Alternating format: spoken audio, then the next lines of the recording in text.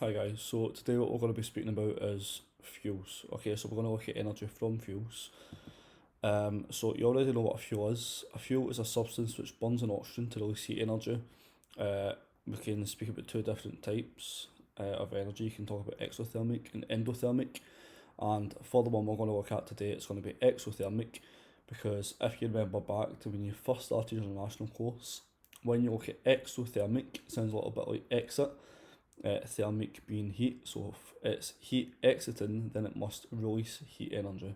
The other one is endothermic. Endo sounds a little bit like enter. Thermic again being heat, so that means it absorbs heat from the surroundings. You can have a little look back at your notes. It's near the start of your national work for the definitions of combustion, and you can get the different types as well, such as complete and incomplete. So you know the combustion equation, this is a chemical equation, and you can have a go at balancing that yourself. But what you do need to know is that with complete combustion, so a fuel plus an unlimited supply or plentiful supply of oxygen, always gives you carbon dioxide and water. So pause the video and have a go at balancing the equation. So alcohols can also be used as fuels. So we speak about methane in class, that comes out the gas tips.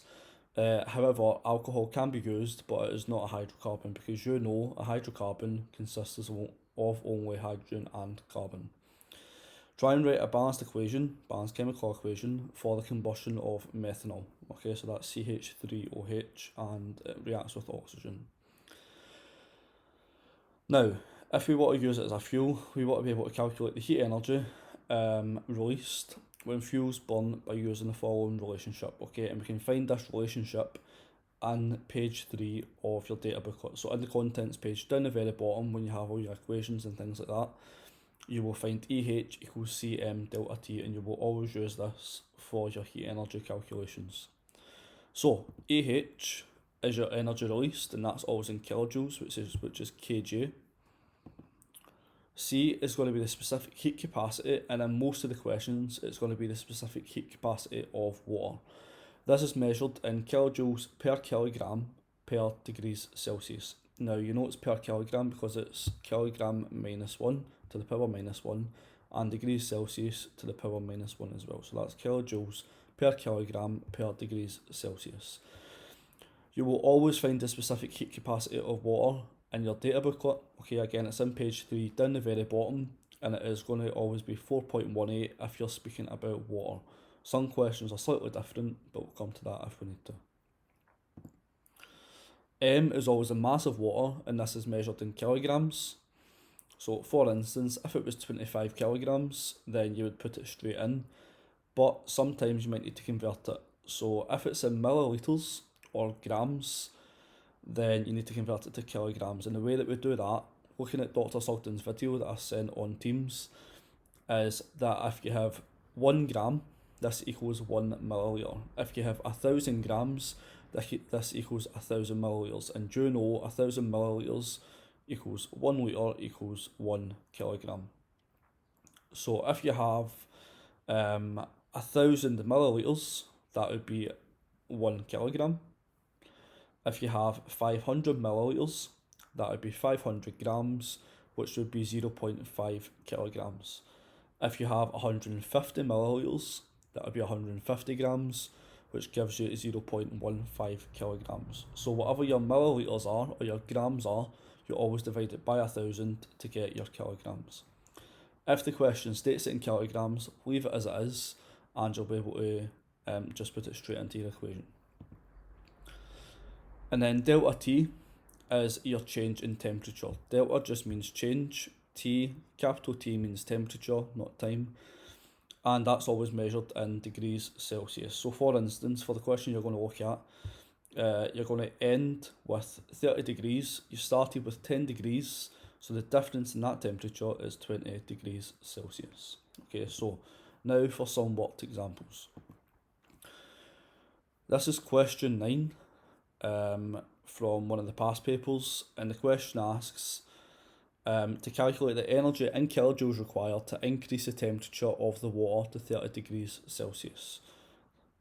It's asked you to use your data booklet to help you. Okay, that's a big hint, so make sure you look at page 3 for your relationships and your values, and it gives you some values in the question. So it tells you 25 kilograms of water, tells you started at 10 degrees Celsius, it tells you how you burn it, and you want to increase it to 30. So how we start that is we've got the question up here. This is from 2014, question 9C. They're always around question 8 or question 9, but they could be anywhere in the papers, just from previous past papers, they've been around question 8 or 9.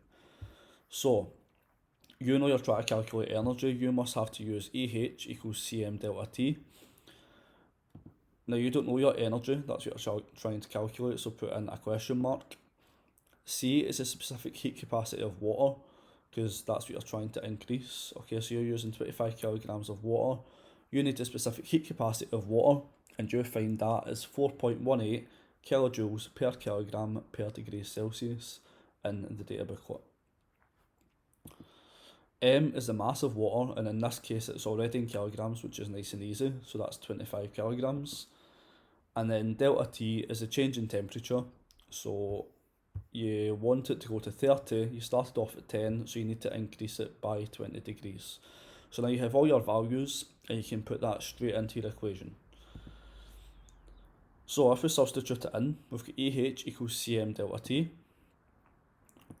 We know that C is 4.18, M is 25, and delta T is 20. So if we start putting all that in, EH equals 4.18 times 25 times 20, and EH equals 2090 kilojoules. Okay, you must make sure that you put in your units. You must make sure that if you put in your units, then they must be correct. So that's a small k and a capital J. If the question gives you the units, then you don't need them, but if you do put them in, they must be correct. Okay, so if you put J, it would be wrong because that's joules. We need to make sure it's in kilojoules. Next question, next example. We have method A and method B. You have some information at the side, and the question asks you to calculate the energy again in kilojoules absorbed by the water in method B. You may wish to use the data booklet to help you and make sure you show you're working. Okay, so this is method B here, and that's all your values for mass of ethanol, mass of water, initial temperature and final temperature. So if we have all this, we can calculate our values. So EH again, we'll try to calculate the energy, so we don't know that, so we put a question mark. C is the specific heat capacity of water, which is 4.18 from your data booklet. Okay, it doesn't give you it in the question, but because it's talking about water, then you use that from the data booklet. M is the mass of water in kilograms. Okay, the question is telling you have 100 grams of water. So if you have 100 grams, you need to convert this to kilograms. And the way you do this is by dividing it by 1000. So 100 divided by 1000 gives you 0.1 kilograms. And then finally, delta T is your change in temperature. So you have 58, take away 24, so 58 is your final, minus 24 for your initial, and you increase your temperature by 34 degrees. And again, it's as simple as putting it straight into the formula. Okay, so pause the video and see if you can put that into your formula and see what answer you get. And you should have this answer. So we know that we're trying to calculate EH. C is 4.18, M is 0.1, and delta T is 34. EH equals Cm delta T straight from your data booklet. Plug in the numbers and you should get 14.21 kilojoules. Again, if you put the units, they must be correct. If you don't put the units, you would still get the mark. If you put the units and they're wrong, you would lose the final mark for your answer, and you would only get 2 out of 3. So these are all worth 3 marks. Make sure you don't lose your final mark with a silly mistake in the units. So this is the experiment that we usually do when we're doing it in class. Obviously we can't do that just now just due to the current situation. What I will do is tomorrow I'll post another video showing how that you do this, and you can have a look and I'll show you how we do it, what we use, and how we can improve it and the best way to do it as well. Okay, so a similar question, okay, slightly different but still using similar values. The question is asking you to calculate the mass in kilograms of water used by the student in this experiment. Now you're trying to calculate mass this time, but you still have values in order for you to calculate that. You just need to rearrange the equation. So you have 0.8 grams of ethanol, 8.36 kilojoules of energy was absorbed by the water.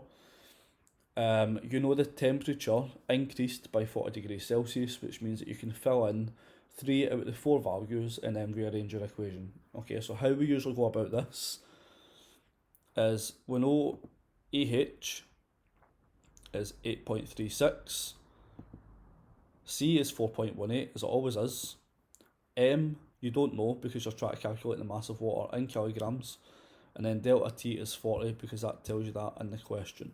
Now we have AH equals CM delta T, so how do we calculate M? Well, what we need to do is start off with AH equals CM delta T.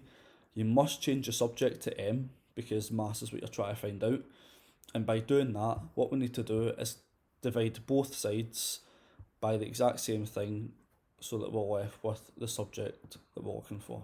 So in this case we're going to divide by C and delta T on both sides, and when we do that it'll cancel out C and delta T on the right, okay, because it'll be on the numerator and the denominator, so the top of the fraction and the bottom. So we have AH equals CM delta T. So we want to divide both sides by C multiplied by delta T because that's what's happening here. Okay, CM delta T just means C times M times delta T.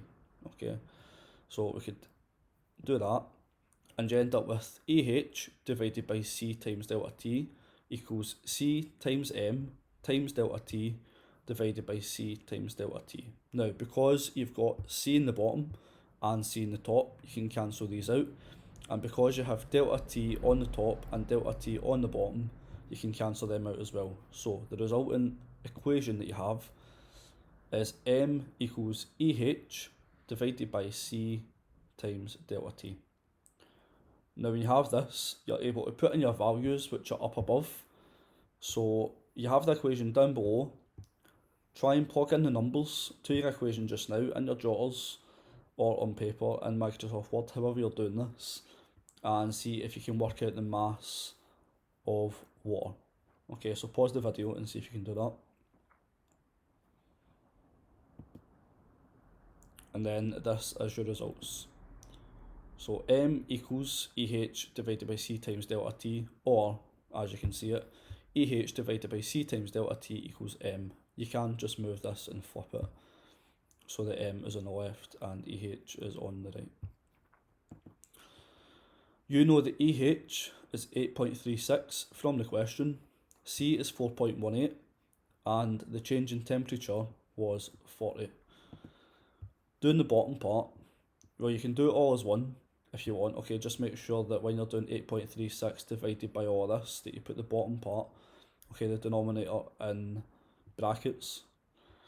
But if you want to break it up into different steps, you've got 8.36 divided by 167.2. 167.2 you got from 4.18 times 40, and then you end up with 0.05 kilograms. And that's your answer. Again, if you put kilograms, then it must be kg. Okay, it must be correct. If you don't put the units, that's fine, because as you can see, the question gives you the units, okay, in kilograms, so you don't need to put the units. But if you put them and the units are wrong, then it means that you'll lose the mark for the whole answer. Okay, you'll still get 2 out of 3 though.